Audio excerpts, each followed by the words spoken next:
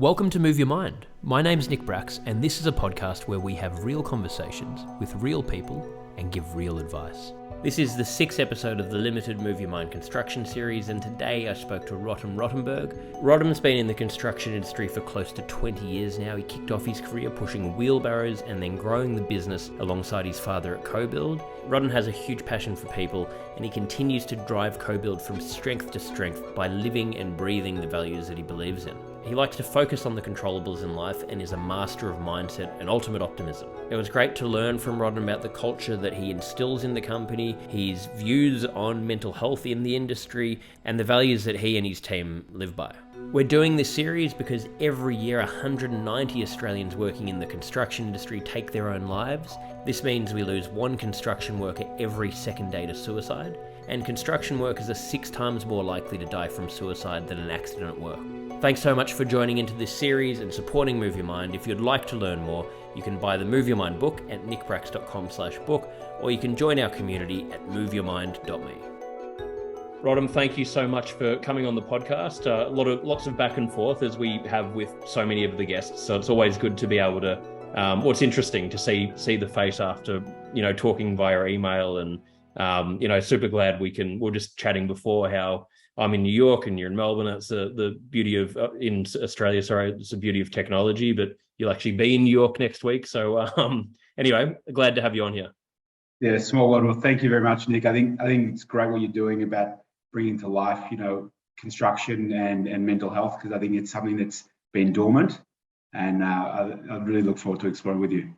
Appreciate it. No, it is. Mental health in general is, such a big issue, and it's something that, is being talked about more in construction, but not enough. And, male-dominated industry, and there's so many issues, so many things that get swept under the carpet. So I think it's really important. It's been interesting for us having these interviews and just learning and seeing the response already from putting these out there, and, just getting insights from people like yourself. So, yeah, appreciate you being on here. And I guess the first thing I want to ask is, can you just give me a bit of a background on yourself and how you came to, or what you do today and how you came to doing that? Yeah, for sure. I'm an immigrant to Australia, so we're from Israel. It's a family. We arrived here in '88, and with not much. So really proud of my dad and mum and how they sort of built their lives and were able to give a platform for us as kids.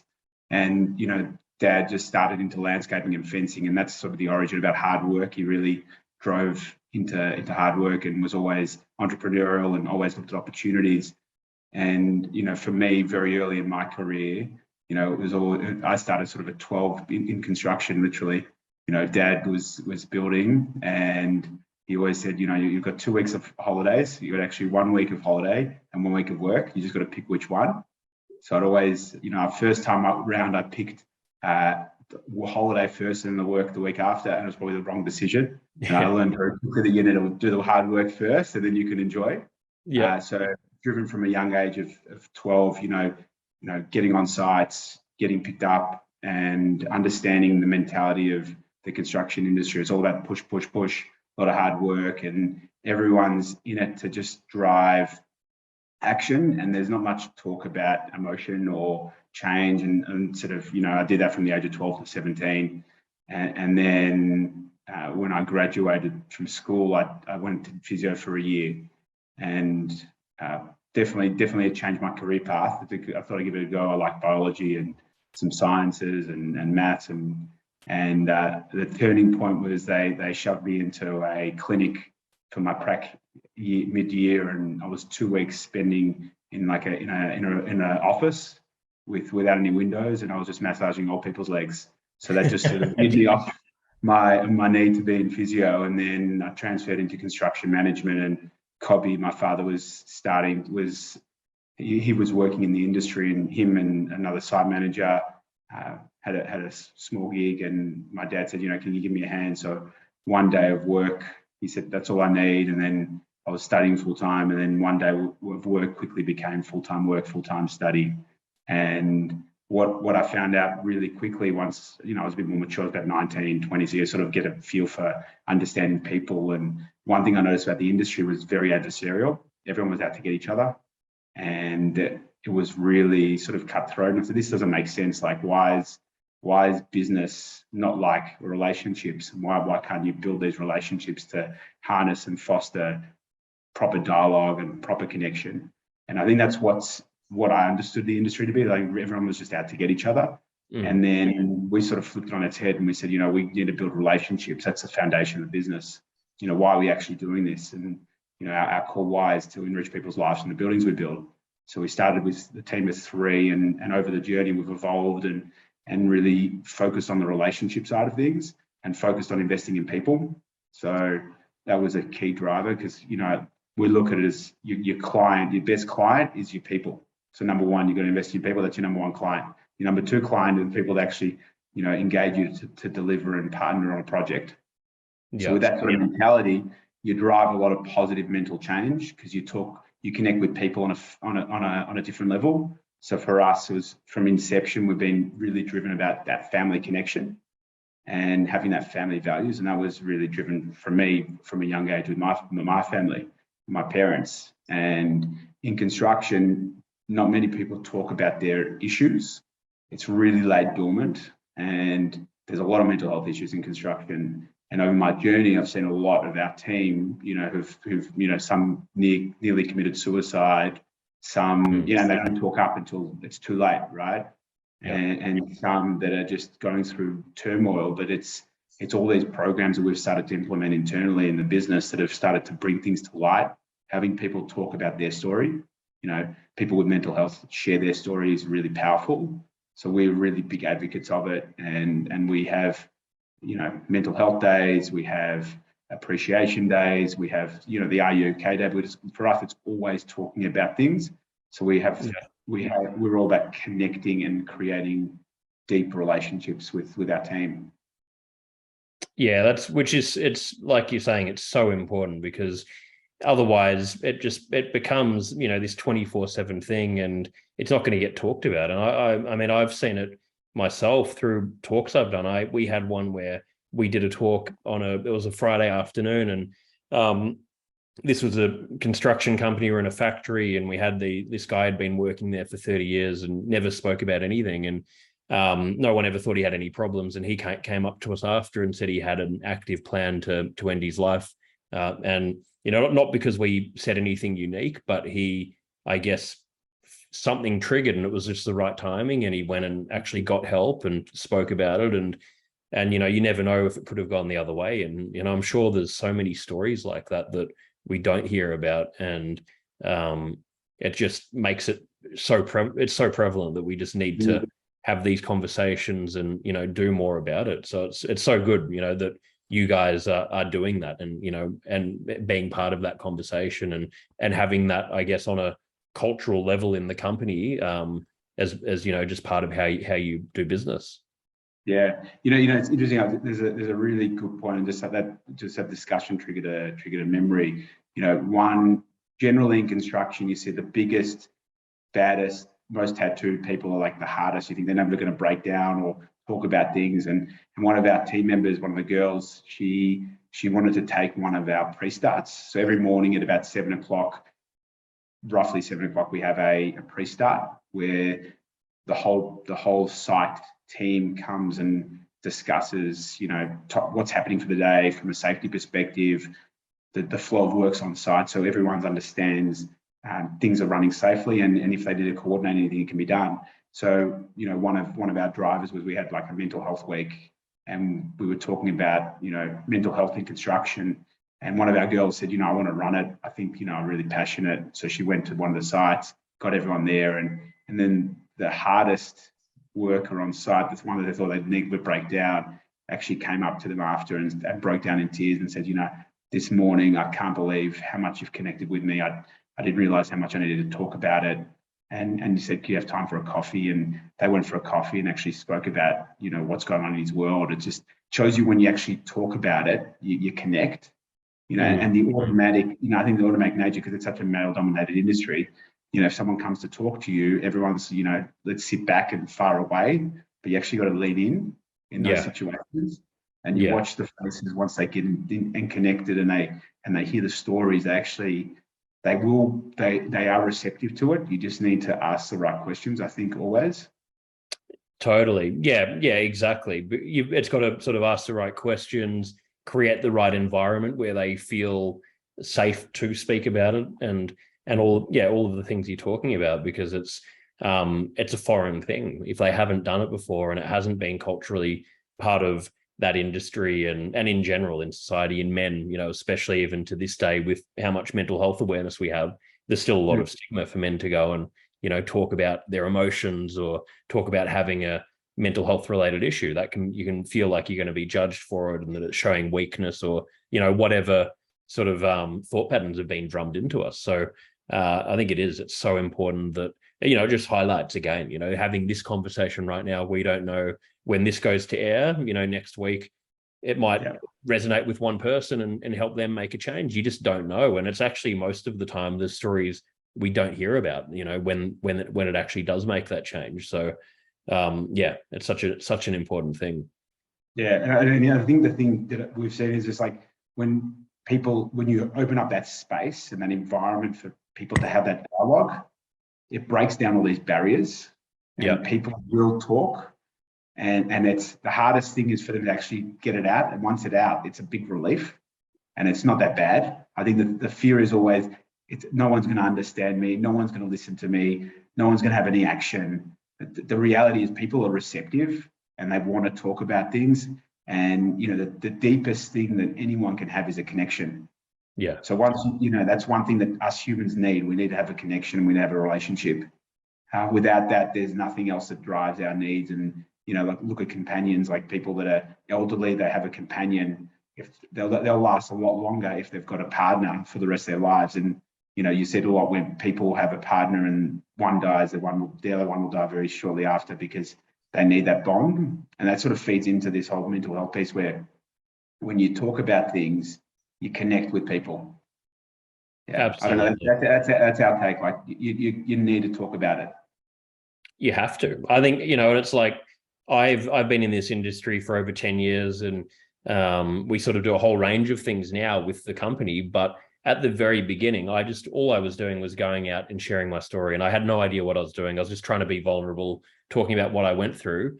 And what I saw from doing that was people started actually talking and share. They were like, it was almost this relief of, oh, thank God that you've given me permission. That okay, I thought there was something wrong with me. I thought I was fucked, but no, I'm actually going through this same human experience, and other people go through it, and I've got permission to talk about it. So it's creating that environment and space and conversation and education, because we're not taught about this stuff often in school, in university, at home, in the workplace. So where are these learnings going to come from if there's no, if they don't get that sort of starting point and that feeling of permission to do it? Yeah, I think you agree with it. It's like it's the tools you don't have that you need. So like, we had a bit of an event last night with our team, our site managers and project managers. We all got together and a guy I do a bit of work with, I catch up with once a month, a guy called Nambu, and really great thought leader and a performance coach. And one of the things were that when we got the site managers together, they sort of understood more about how they can get the best out of themselves. Yeah. And when you get the best out of yourself, you get the confidence to talk about things. And I was chatting with one of our site managers last night after. He said, when I came into the industry, I'm sort of like a dinosaur. That's the way he looks at it. He's sort of just over 50. He goes, I'm a dinosaur of the industry. And I said, why do you say that? He says, because initially all I did was being very hard. The construction industry was driven to be really hard. You had to scream the loudest, you had to push the hardest. And that was instilled from ever in a day, that you need to scream, you need to bounce, beat your chest to get results. Yeah. But he said, now I'm evolving, I'm not an extinct dinosaur. I'm more like a crocodile. I'm evolving with the times, but I'm more receptive to talking about things and explaining to people why I need it and what the implications are. And I don't scream anymore. And I thought that's an interesting tell about how people evolve, because you can evolve. And the more you talk about things and from a mental perspective, the more you can evolve as a person. Absolutely. And I think, in a company, it's like microcosm of society. It's it's like changing, how do you change this stuff on a broad level? We've got to go and do preventative sort of things. We've got to change how we're educated. We've got to go back to the very beginning. And it's the same in a company. If we're learning in a company from managers and leaders, and we're getting the same sort of information passed down, and the culture's not changing, then how are people going to evolve? So it sort of needs to come from the top down, and we need these changes to start happening. And so I think such a good point. Yeah, and I agree with you. I think the thing with change, it's like a lot of companies thought, I've got to do training, I've got to do learning and development. What does that actually mean? And a lot of people think it's an aptitude. For us, it's more of an attitude-based learning. It's like, what tools can we give our team that's going to help them perform at their best? So when we do like company-wide learnings, it's never about an aptitude piece. It's never about, what's the new legislation say, or what's the best way to build. It's more around, who's a speaker that can come in and give them an impact and give them one tool that's going to change their life, and it's one moment that can actually change someone's whole perspective on how they see things, and it actually can change them as a person. And I think, change is good, change is healthy. We all change. You're not the same person you were 10 years ago. I'm not the same person I was yesterday. Yeah. It's all these experiences that change you. You need to embrace the change. I think that the piece about mental health is that you need to talk about things so you can embrace the change, so you can become that person that you think you want to be. You need to be that person. 100%. And, and like you're saying, it's not about just ticking a box in, a lot of companies are, okay, we've got to do mental health, we've got to do these other training things. Let's just tick the boxes, get it done. But if you have that attitude, you're not going to get the value out of it. And I think it's, really smart what you're saying of looking at employees, not just in the company, but in their life. How do we help this person just improve and, personal development for their entire life? Because that's actually going to translate into their work life as well. And it's going to help everyone. And that's going to also make an imprint on, the broader community. And, it's a much more sustainable way to look at things. I think we've traditionally been taught to be very sort of, just not look too far ahead and just grind, and it might get results, for a while. It might work for 6 months, a year, 10 years, but at some point that's going to break, because you just can't sustain that. Yeah, you go with the hearts and minds of people. And I say hearts first. You always go with the hearts of people, because that's where the connection lies. Have you ever seen the YouTube click of the Cleveland Clinic? Have you seen that? No, I haven't seen that. I'll send it to you. It's just a piece around, it's a hospital and how people connect and understand people. So it walks you through a life of a hospital and a patient, and then the families, and it's sort of you see them in real time, but what's going through their mind. So the reason I bring that up is no one knows what's going through your mind ever. Yeah. Because there's so many things bottled up inside. Yeah. It's how do you break that barrier down? And for us, it's been about constant connection and a real relationship first attitude, and making them feel part of the family. And I think that's what's getting lost in construction, and has been lost for a long time. And I think the younger generation is doing a really great job of bringing that in. And there is a little reception now from that generation above us that has traditionally been more hardlined. And once that understanding of you still need results drive change and give people energy, because everyone loves to achieve or that sense of fulfillment from achievement. At the same time, though, you need to respect how people need to be treated.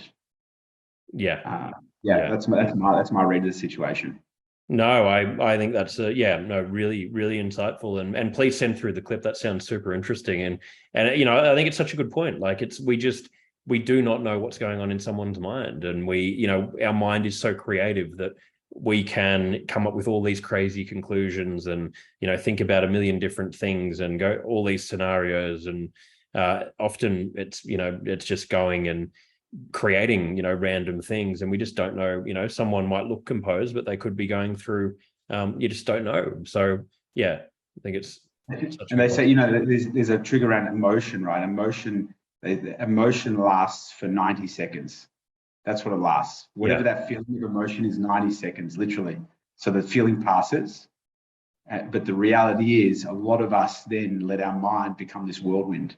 Yep. Yep. And the vicious cycle can get the best of us, where you think, oh, I can't believe I said that, or I can't believe they said that. They don't understand me. And it can really get into a deep cycle. So trying to give tools to counteract that, like meditation. We run a whole course around meditation for our team. We open it up to everyone so that they can have the tools that can let them be at their best mentally. So those are things that we see as pivotal to, from my perspective anyway, I've been doing for a long time, but the pivotal to getting people to feel at their best. Yeah, because all of these reactions otherwise are just trying to block actually feeling the emotion. But if you can sit there and think, okay, like, what am I feeling right now?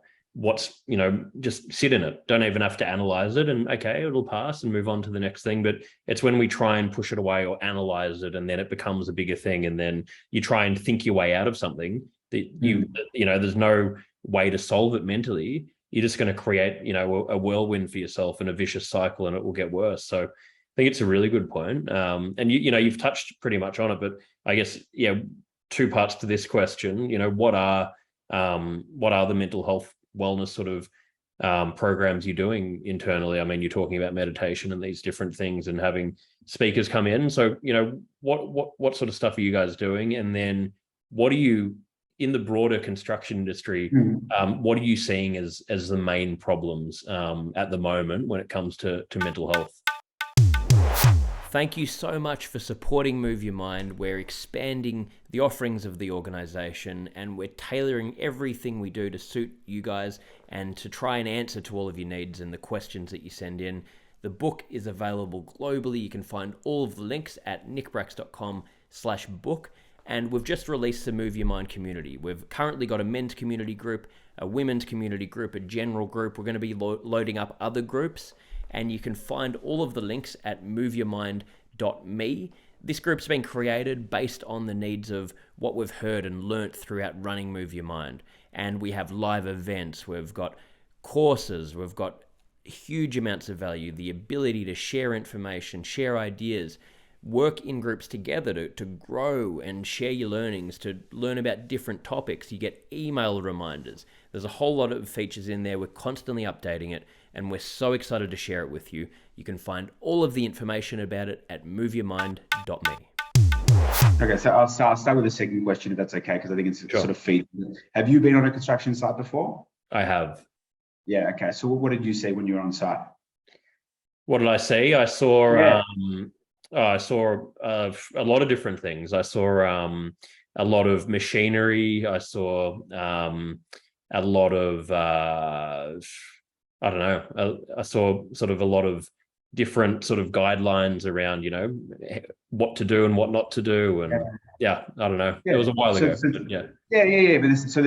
so construction sites, very high pressure. Yeah. It's one of the riskiest industries from a safety perspective. So already you're sort of on the back foot because you're under pressure, right? So innately people, when they're under pressure, are going to think, how can I perform? How do I resolve this issue I've got at hand? So that's construction at its core. Is there's a problem to solve, and construction being very, very innovative and always industrious about solving challenges that come up. There's always a way to do things. So innately then that drives results and action. So it comes from the top, and the culture starts from the beginning on a site. So if the site manager and the project manager and their leader, like their construction manager and the directors of business, all they're driven by is results, and that's it, then everything sort of subsides, because there's no human nature to it, and there's no softness and understanding. So there has to be on construction sites a discussion around mental health, and more discussion around it, and also not just sort of, if someone's got a problem, not just sort of, she'll be right, mate. And that's been the traditional, she'll be right, mate. That's the Aussie lingo for construction. And it's not right. So I think that's the fundamental pressure on a construction site, and that's a challenge the industry faces. And it's about breaking down the barriers. It starts from the top and has to feed all the way down. So the people on the ground feel that they're part of the same ecosystem. Everyone's an equal, just everyone performs a different role. So once you're able to create that environment, then things foster and blossom. So, every business like ours has a structure where there's reporting lines, managements, your traditional approach, right? But for us, we're very flat. Yeah. So everyone knows each other, everyone connects, and things we do are like, we have an annual breaking of the ground where we get the whole team together. This year we brought in Ben Crow and Grant Hackett in, and they're both pretty inspirational people. And Grant was, able to share his story and his mental health battles. So I thought that was really powerful, and that's the sort of stuff we do. We bring people in to share their stories, and actually drives action and change. We've also had our team come in and share their own story. People have, gone very close to committing suicide. They come and share their story to the whole team, and that takes a lot of courage and really inspirational to see. And grown men crying when that breaks down the barriers again. So all these little things, we have a weekly huddle for the whole team. Our business stops at 8:08 on a Monday morning, and it's something topical, nothing to do with construction. It's more to do with their wellness. We talk about one thing that they can be doing and one challenge they can be facing, and how they can perform their best. So like this week was, how do you lift those around you? Because that gives you energy. So it's like things like that where you start talking about it, and then that's driven into the team. So the teams talk about it on their weekly meetings. So they've got a weekly meeting, and then that drives change constantly. So it's not just a one-off hit at the start of the year. Hey, you know what? Here we've dealt with it. You've had one session. This is going to sort you out for the rest of your life, and for the rest of the year, it's constant discussion and constant reminders. Are you okay? Day's great. Yeah, but that's not enough. You got to talk about it constantly, and you got to share the stories always, and check in on people. So just go and have a coffee. Yeah. What's happening in your life. I think that's the magic we do. It's more holistic, and it's constant, as opposed to just short, sharp hits. Yeah. No, look, I think that's a really, really great point. And, for anyone listening to this and anyone in the industry, I couldn't agree more with what you're saying and what you're doing, because it's, it's great to have the awareness and, to do the Are You OK days and things like that. But if there's not regular check-ins, if there's not sort of actionable things, if it's not, that consistency and that sort of culture internally, then it's just not going to change. You could do, listen to one thing and dedicate a day to it and, feel good and learn a lot. But if it's not regularly sort of, if it's not on the agenda regularly, people aren't going to stick to it. It'll sort of go over your head and you'll go back into normal routines. So I think it's a really, really good message. And, love everything you're talking about here, and, appreciate you sharing these insights with us for this. Yeah.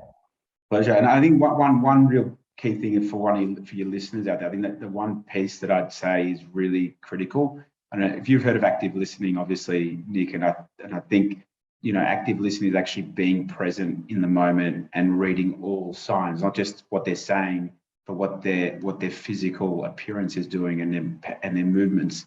Because you may ask someone, hey, how are you going? And they say, great. But they are having a terrible day and they've got a lot going on at home, or they've got all these challenges. You need to actually understand and not just be superficial in the relationship. Yeah. So that's key to driving mental health change in the construction industry. And I think that's also key in the world in general now. Like it's like it's crazy. We all become culprits of it, but because we're glued to phones, instant gratification, just everything going on. It's like, and I notice it all the time. And I try to make a conscious effort myself to really listen. But you'll be talking to a friend and you're looking, they're sort of checking their phone, or you're looking them in the eye and you can see that they're tapped out. They're thinking about something else, and I think it's a big problem in the world as well. The active listening sort of thing. Yeah, I think I agree, and I think we're all victims of failures at it. But you can't be down on yourself, and you got to just realize, okay, I stuffed up here, or I wasn't listening. It's okay. Let's move on to the next thing, because you got to be kind to yourself at the same time. Oh, 100%. No, we all, we're sort of, we can only do our best. So I think it's just really, at the end of the day, it's not about getting any of this perfect or getting it right all the time. It's about just having self-awareness, really, having the awareness to be able to reflect and think, okay, hang on, what could have I, maybe done that differently, or how am I feeling about this, or how could I approach this? And, that's all we can do. If we can sort of maintain that, we're bound to, on some level, make an improvement. And I think that's, the most important thing, really, to just encourage how do we develop more self-awareness. And it comes down to having these conversations, like you're saying, getting people talking in the company, sharing stories. It goes back to those grassroots holistic things that you're talking about. Yeah, I agree. Love it. So for anyone listening, where we'll put it in the show notes, but where's the best place to send them if they want to learn more?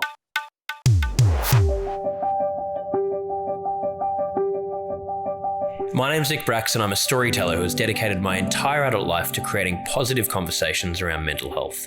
In recent years, discussions around mental health have become less taboo and entered the mainstream vernacular. I've delivered over 1,000 mental health seminars around the globe, including several TED Talks, and I believe we all have a story to tell.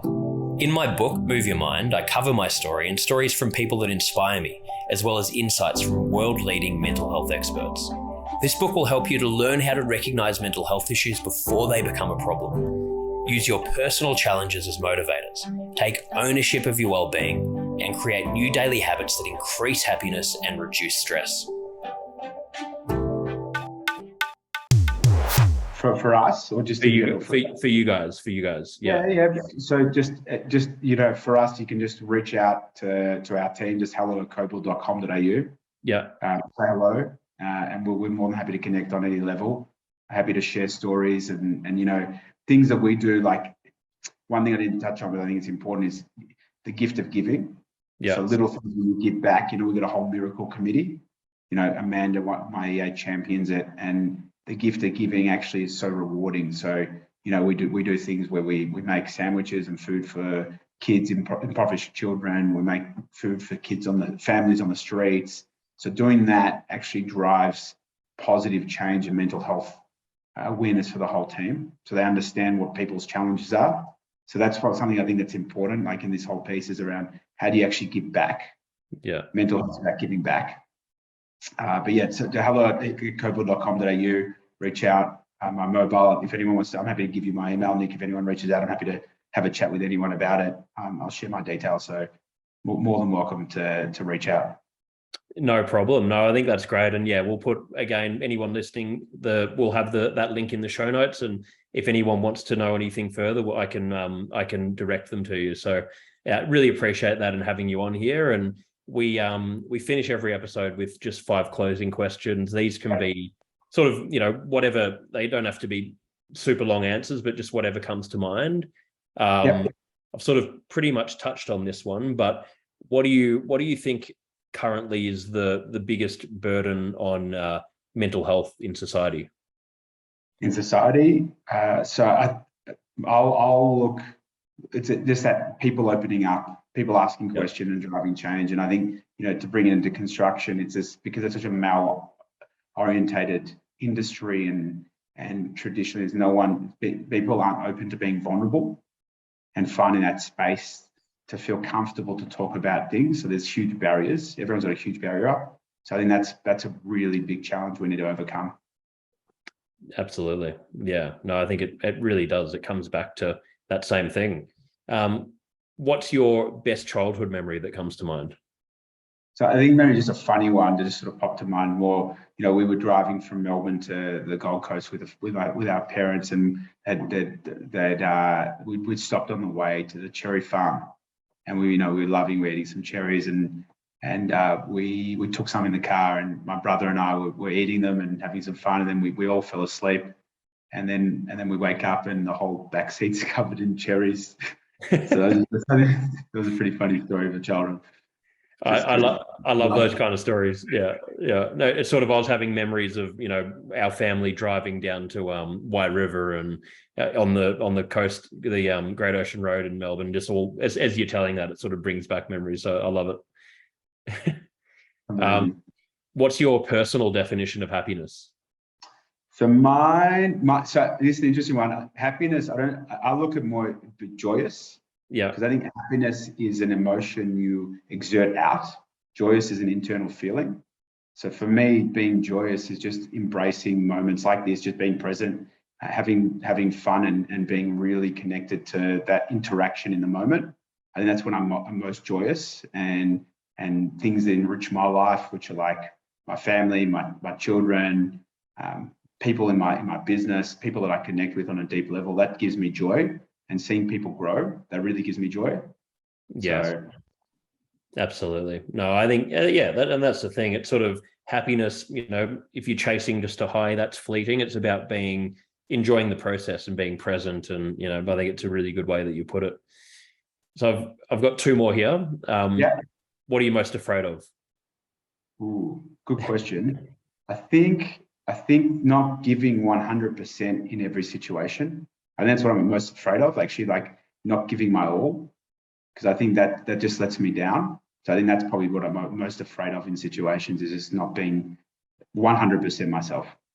Yeah, because I mean, I think because that's probably similar to mine, where it's sort of regret, looking back on my life and thinking, could have I done this better, or could have I done more, or could have I, did I explore all the things I wanted to explore? I think that would be the worst feeling if you just don't give it your all. So absolutely.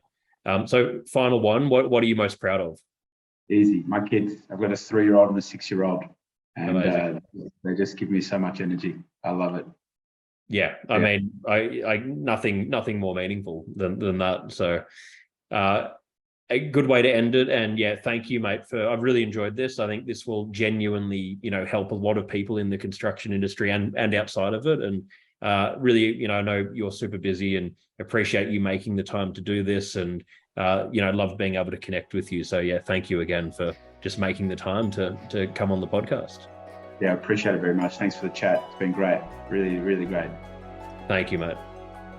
Thanks to Rotenberg for joining me today for Move Your Mind.